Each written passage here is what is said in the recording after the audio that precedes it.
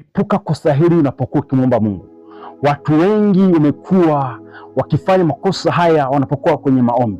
Kwa unapokuwa kwenye maombi, lazima ukumbuke kuepuka makosa haya ukiwa unaomba, ili maombi yako yaweze kujibiwa, ili maombi yako yaweze kupata kibali.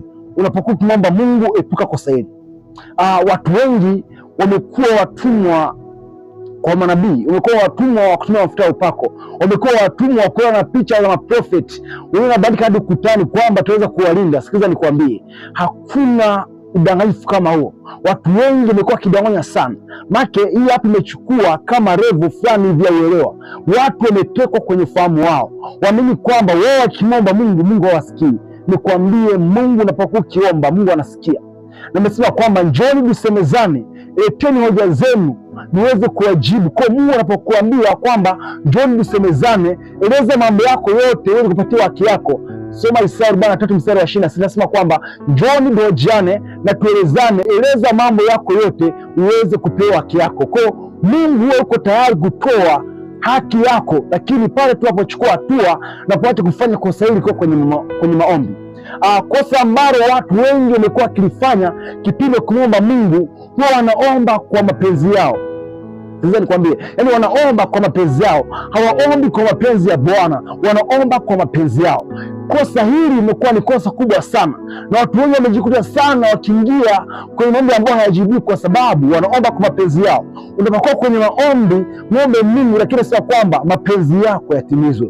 Sikiliza nikwambie kitu. Kipindi Yesu anawafundisha wanafunzi wake kwa habari ya maombi, kipindi Yesu anafundisha kwa habari ya maombi, alikuwa anafundisha mko kwenye kuomba. Ukisoma Mathayo sura ya 6 ule mstari wa 10, anasema kwamba mapenzi yako yatimizwe hapa duniani kama uko juu mbinguni. Maana yake unapokuwa umeomba kitu, lazima kwanza kipewe ruhusa kwenye ulimwengu wa kiroho, maana yake uko mbinguni. Kisha pewa kibali tayari, moja kwa moja hata wewe unaweza kukipokea.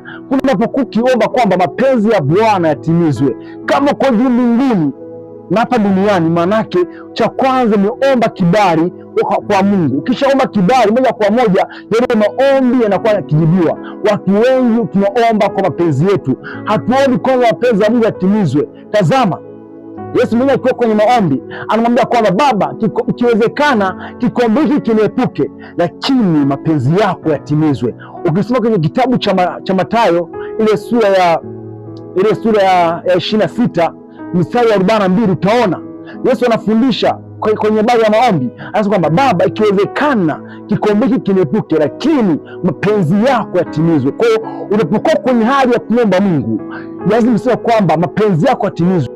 The one way to be a one who receive the request from our God, you must pray with following the principle of the prayer.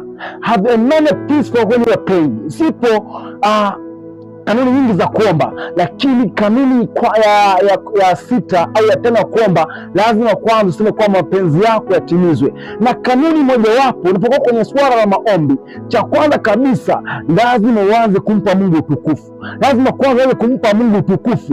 Ukishampa yeye utukufu na heshima, ukamwinua Bwana, tazama kwenye hali ile unachofuata kwako huwa ni swala la toba. Ukishafuata swala la toba, hii ni hatua ya pili kabisa kwenye maombi. Unapofuata swala la toba, unaanza kujitakasa machoni pa Bwana. Ukianza kujitakasa machoni pa Bwana, baki Mungu sasa anaanza kujitakasa na wewe. Unachofuata mahali pale ni swala la msamaha.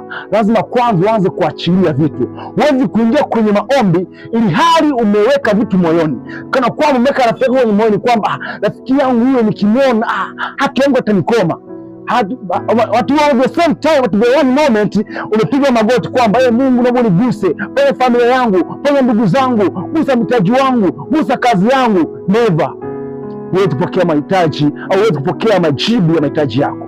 Na nikwambie siku zote unapokuwa kwenye swala la kuomba Mungu, unapokuwa kwenye swala la kuomba Mungu, lazima cha kwanza uweze kuachilia, uweze kuwa huru. Kisha achilia msamaha. Anasema kwamba Mungu hatawasamehe ninyi msipowasamehe wale ambao wamewakosea. Kwa hiyo lazima kwanza uachilie msamaha. Ukishaachilia msamaha, tayari utaanza kuona uwepo wa Mungu ndani yako, na ile mahitaji yako yote yataanza kujibiwa, kwa sababu ambacho Mungu anaangalia the willing of your heart. Anapoanza kukuponya moyo wako, anaanza kwa huyu mtu anavyoomba yuko kwenye hali gani. Unapokuwa umejiposition Kwa hali ya kumwomba Mungu tayari unapata namna ya kupokea, kwa sababu imani inakuja ndani. Mungu akubariki sana. Karibu sehemu ya pili, namna ya kumwomba Mungu na namna ya kuepuka makosa uko unafanya maombi. Mungu akubariki sana.